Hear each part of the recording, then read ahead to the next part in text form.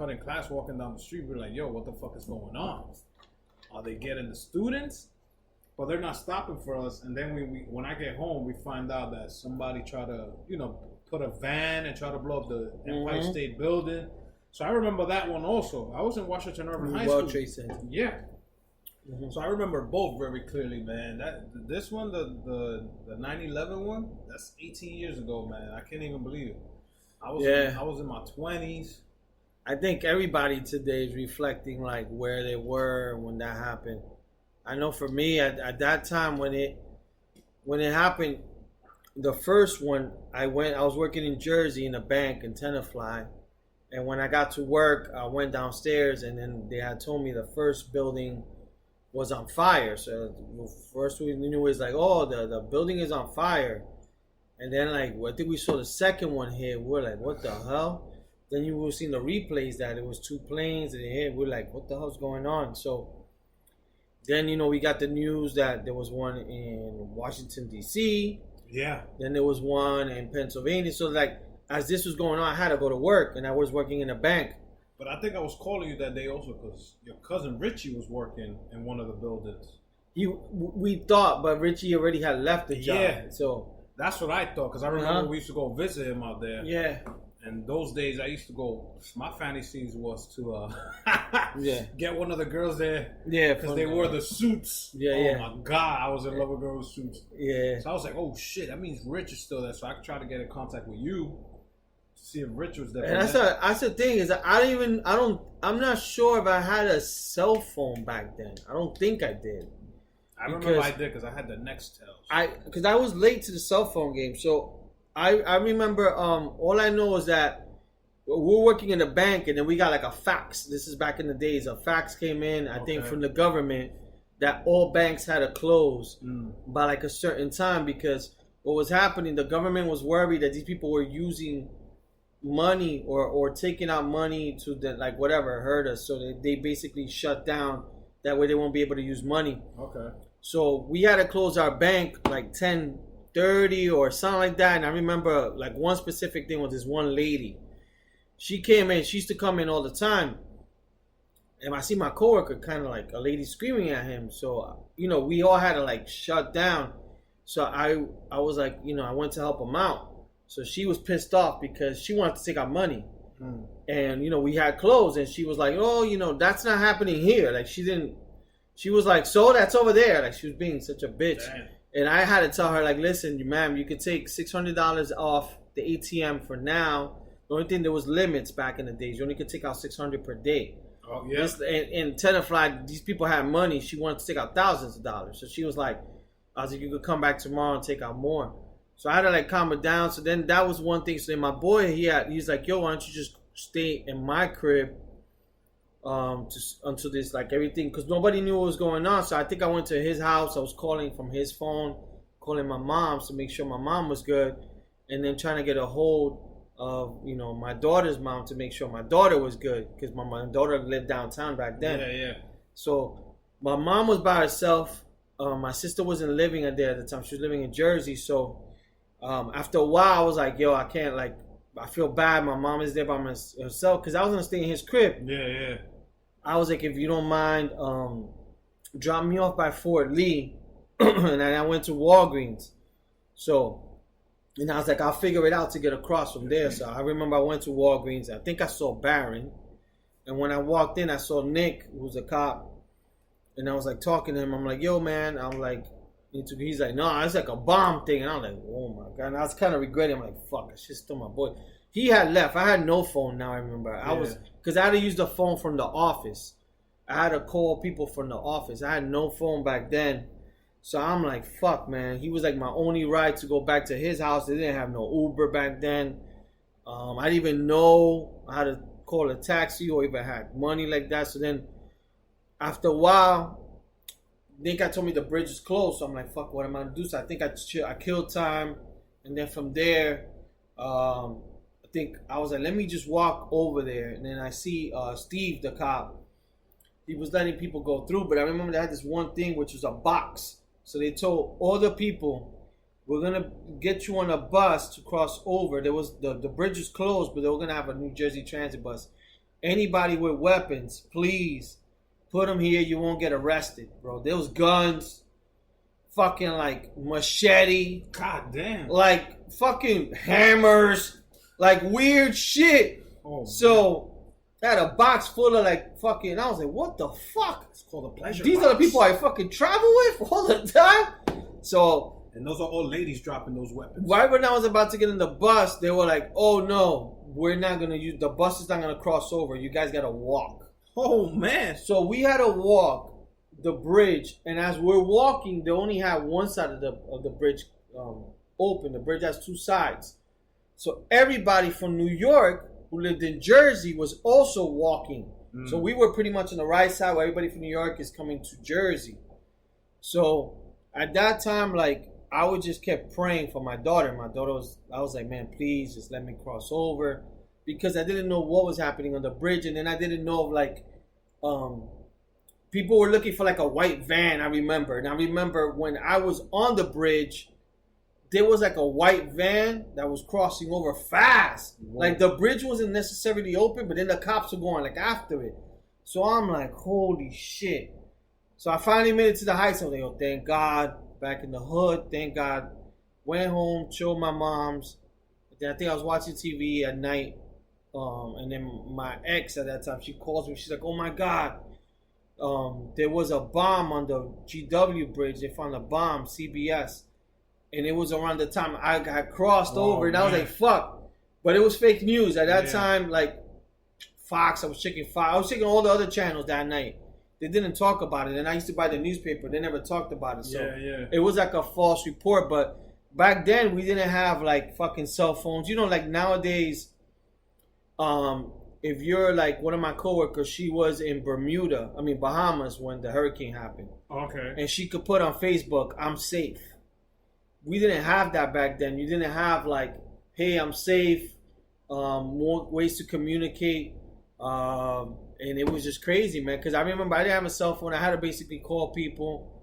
But yeah, man, that was the one thing. And not the funny thing, but I was thinking, I was like, fuck. Around the time the first plane hit the first building, I was crossing over the GW bridge to go into Jersey. Yeah. So I'm like, imagine that plane was going over. Like, I don't know from what direction it came, but it was just crazy, man. But yeah, and I thought about my cousin too, because my cousin used to work there, but he wasn't working there at that time. Yeah, yeah. But the one thing that kind of freaked me out, you talked about the first explosion. Yeah. I used to work there after the first explosion. So I worked there in a temp job for about 3 months. And I used to work in the 98th floor. I think they had an express 93rd floor. Yeah, express elevator that goes from 0 to 89. You get out 89, you could go up. And I used to work on the 93rd floor. And I remember my job was to just fax stuff. Yeah. Like fax. I used to work for like a currency trading company. And they would fax. And I would look out the window because that's what you do. You got to wait for the faxes to go through. And I would see like planes low, like pretty like helicopters. And I used to think, imagine like they blow it up from the bottom. For some reason, I was never thinking of plane crashing, but I was always thinking, yo, if another bomb comes from the van, as they did before, I'm fucked. Like, and I used to think in my mind, I'm going to jump out the window. Like, that's what I'm going to do if it happens. But it's just, it's crazy, man. It's crazy time, man. I mean, that shit's fucking part of history. And then, thank God, like, nothing's happened in, 18 years? Like, nothing drastically. At least. Well, it's not here, but it's happened in other countries. Yeah, no, yeah. And they still, the shit that happened a year ago, 2 years ago, with the guy with the truck or the van trying to ram people over downtown.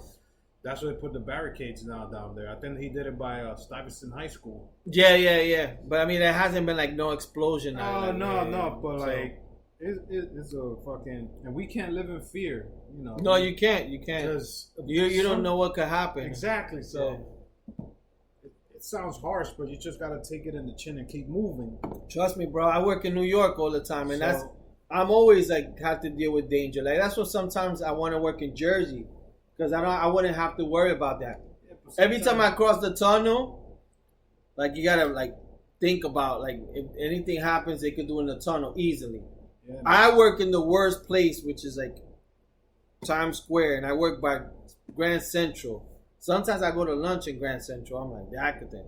So it's like anything bad can happen, and it's true. It sucks, especially in New York. All the bad things normally happen there for some reason. But yeah, we can't live in fear. I want to give a great big shout out to those people who did help in 9/11. Yeah.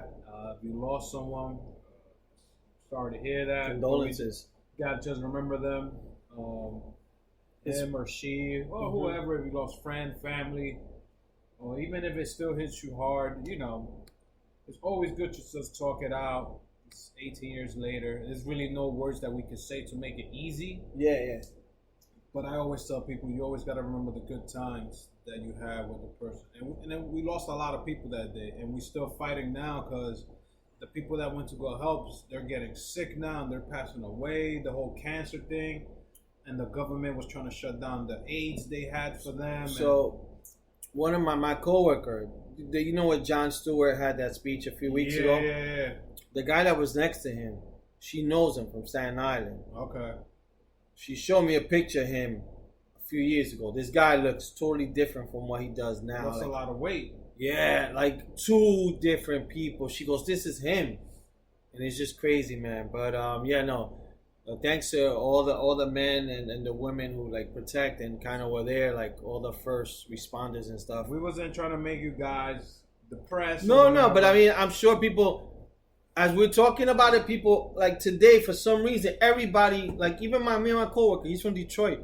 We had the same conversation. Like everybody had a different experience. Yeah. You know, like everybody for some reason that experience happened that day. And then it's not like, oh, I didn't lose somebody, so I didn't care. No, it's not even about that. It's just, imagine if you did. You know what I'm saying? And we live in this city that you think, oh, we're untouchable because cops are always around, this and that. And we got touched that day. We got touched hard. And ever since that day, now we're even more protected. And sometimes even in Times Square now. I remember Times Square used to be out in the open that cars would pass by. Now, if you're by 7th Ave, that little triangle where they have the bench, that shit is closed. They closed it out. You got to walk there now. So a lot of shit has changed, you know, for the better. It used to be, you know, when we had the freedom to do more shit, but I'd rather be more secure than just fucking keep looking to my back, because you never know. You know how many times I've hung out in Times Square and I've never thought about, oh, let's say this van comes ramming through the crowd. And I never thought of that. I was like, yo, I'm in Times Square. Everybody's just chilling, drinking, having fun. Yeah. And then ever since that shit happened 2 years ago, now we got to think, oh, man, we can't even walk in this. We can't even walk in the street because we're fucking afraid now. So us as humans, we got to try not to let It gets fear. crazy, man, because I work in the city, and a lot of times now, it's not like the cops. You know, before you see the cops, now it's the army people in New York. Military with the fucking M16s and all that So shit. sometimes I go out for lunch, and they're out in front of my building with the M16s, and you're like, what happens if this shit just goes off? This shit goes off, and shit spraying everybody. That's it. And a lot of times, like now, sometimes, like especially in the Port Authority, there's always bomb threats there, and I have to take that every time. Yeah.